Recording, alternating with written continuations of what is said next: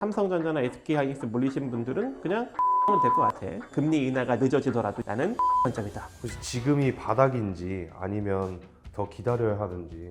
대응이 궁금할 때가 됐지. 왜냐면 시장이 지금 S&P 500 같은 경우에는 한 5.6% 정도 하락이 나왔고, 코스피 같은 경우에는 하락이 한 9% 정도 나왔는데, 이 시점에서는 일정 부분 기술적 반등력이 나올 수 있는 여력이 존재할 것 같고, 수급적으로 보더라도 아직까지는 기관의 수급이 좀 일정 부분 유입돼 있어. 왜냐면 외국인 같은 경우에는 16조 정도 이탈이 나왔지만 기관은 아직까지도 2조에서 3조 정도 지금 유입과 그리고 빠져나감을 반복하고 있는 그런 상황이거든. 근데 최근 들어서 기관은 다시 강력하게 지금 유입이 되고 있단 말이지. 자, 그렇기 때문에 여기서는 일정 부분 기술적 반등력이 나올 수 있는 가능성이 매우 높다, 이렇게 지금 보여지고 있고, 이러한 이제 수급적인 측면으로 보았을 때 연방준비제도에서 만약에 금리를 인하하게 된다면 그동안에 조금 부진했던 외국인 수급이 다시 유입되면서 증시는 상승이 나오지 않을까? 그렇게 생각을 해.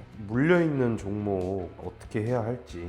그치, 요즘 뭐 삼성전자랑 이제 SK하이닉스가 조금 이제 밀렸기 때문에 많은 분들이 지금 고점에서 따라잡으신 분들은 좀 불안해 할 거야. 왜냐면 삼성전자 같은 경우에는 내가 이제 지속적으로 95,000원 정도에서 지금 지지를 받는다라고 이제 언급을 했고, 특히 SK하이닉스보다는 삼성전자가 더욱더 이제 긍정적이다라고 언급을 했어. 자, 그 이유가 뭐냐면 SK하이닉스보다는 삼성전자에 외국인 수급이 더 강하게 들어오고 있어. 자, 그렇기 때문에 지수가 밀리더라도 삼성전자가 훨씬 더 덜 빠지고 탄력성이 좋지 않을까, 그렇게 생각을 하고 있기 때문에, 특히 또 이 반도체 쪽은 내년 정도까지 실적 호황을 지금 만들어낼 수 있는 가능성이 매우 높잖아. 그렇기 때문에 특히 이제 삼성전자나 SK하이닉스 물리신 분들은 그냥 홀딩하면 될 것 같아. 그래서 내년 2분기 정도까지는 조금 더 홀딩 관점으로 끌고 가면 된다. 그리고 이제 가격적인 전략을 좀 간단하게 언급을 하면, 삼성전자는 일단 95,000원에 지지를 받을 것으로 보여. 왜냐면 외국인이 계속적으로 좀 순매수를 보여주고 있기 때문에. 그래서 내년까지 12만 원 정도를 넘어설 수 있는 가능성이 존재할 것 같고, SK하이닉스는 지금 조금 밀리고는 있어. 하지만 거의 다 빠졌거든. 그래서 48만 원 정도 구간부터는 다시 또 반등이 나올 수가 있어. 그리고 혹여 조금 더 밀리더라도 45만 원 정도 자리에서는 강력한 지지력을 만들 가능성이 있고, 이 시점부터는 외국인 수급이 다시 유입될 것으로 판단을 하고 있기 때문에 뭐 손실이신 분들은 여기서 추가 매수를 해도 되겠지.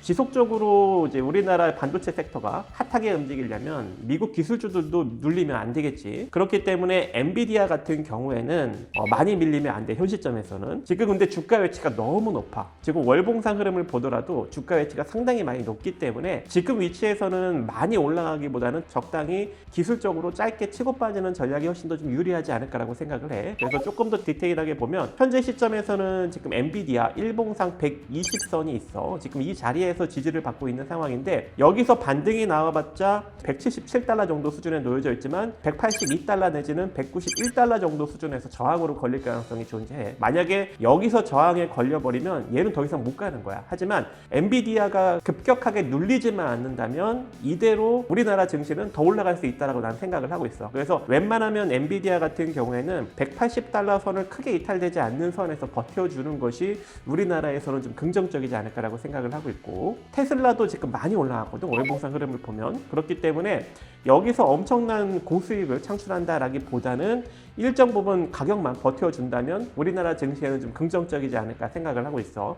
마찬가지로 현재 시점에서 121선 정도인 372달러 정도 수준만 무너지지 않는다면 긍정적이다라고 생각을 하고 있고, 지금도 397달러 정도 잘 지지를 받고 있는 상황이거든. 그래서 이 자리만 이탈되지 않는다면 상승 기조를 조금 더 유지해 갈 수 있는 가능성이 존재하고, 그렇게 된다면 우리나라 증시도 긍정적으로 흘러가지 않을까 생각을 해. 요즘 기술주 중에 네이버나 카카오를 이제 궁금해하시는 분들이 특히 많더라고. 특히 이제 네이버 같은 경우에는 두나무와 합병 이슈가 있잖아. 네이버 파이낸셜 과 이제 두나무를 합병을 시켜서 뭐 나스닥에 지금 상장을 한다 만다, 지금 이런 이야기가 나오고 있는 상황인데, 기술적으로는 나쁘지 않아. 월봉상 흐름을 보면 양봉이 두 개가 탁 뜨면서 상승 지속형 패턴을 지금 만들어 놓은 상황이거든. 그래서 기술적으로 24만 원짜리만 이탈되지 않는다면 이대로 30만 원 또는 34만 원 정도 자리까지 상승력이 나타날 수 있다 않을까라고 생각을 하고 있어. 그래서 많이 이제 보유하신 분들이 움직이지 않아서 나는 두나무 이슈 때문에 들어갔는데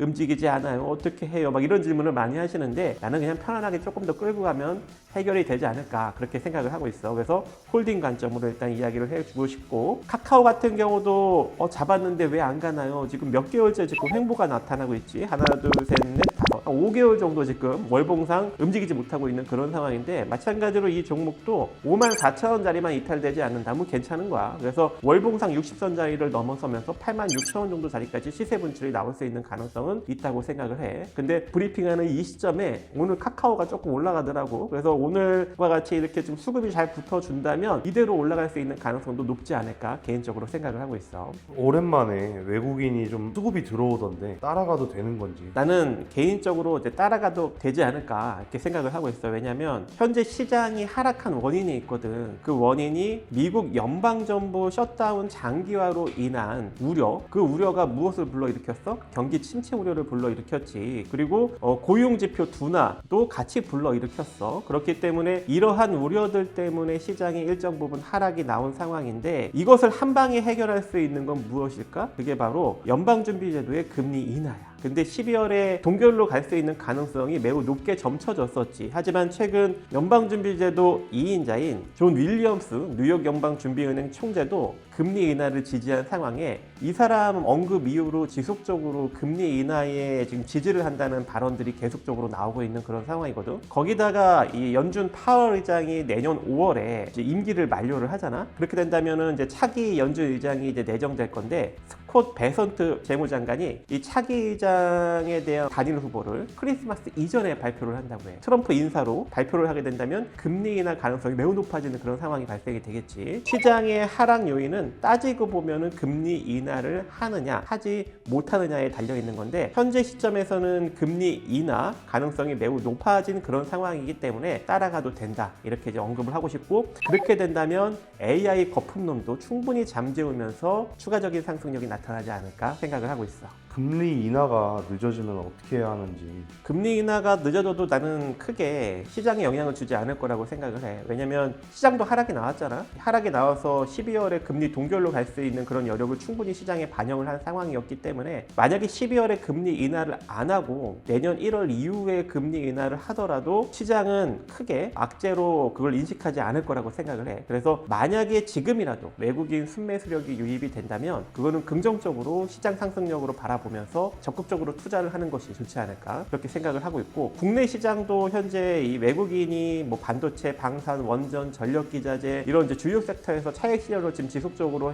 했지만, 만약에 외국인 매수력이 다시 유입된다면 상승이 나올 수 있는 가능성이 매우 높게 존재하고, 그렇게 된다면 우리 지수 상승력도 올라가고 그동안 이제 많이 올라갔던 환율도 어느 정도 꺾이지 않을까 그렇게 생각을 하고 있어. 10월 20날 이후로 외국인 매도가 단기적으로 강력하게 16조 원 정도 나왔다고 했잖아. 다시 이제 외국인 수급만 유입된다면 환율 문제도 해결되고, 그리고 이제 주력 섹터도 다시금 일정 부분 반등이 나오면서 시장에서는 뭐 긍정적으로 받아들이지 않을까 그렇게 생각을 하고 있고, 이 반도체 쪽의 이제 실적 호황도 내년 중반까지는 무조건 이어질 수 있는 가능성이 존재한다고 나는 개인적으로 생각을 하고 있기 때문에, 지금 만약에 이제 금리 인하가 늦어지더라도 유입이 된다면 나는 매수 관점이다 이렇게 언급을 하고 싶어. 크게 영향을 미치지 않는다.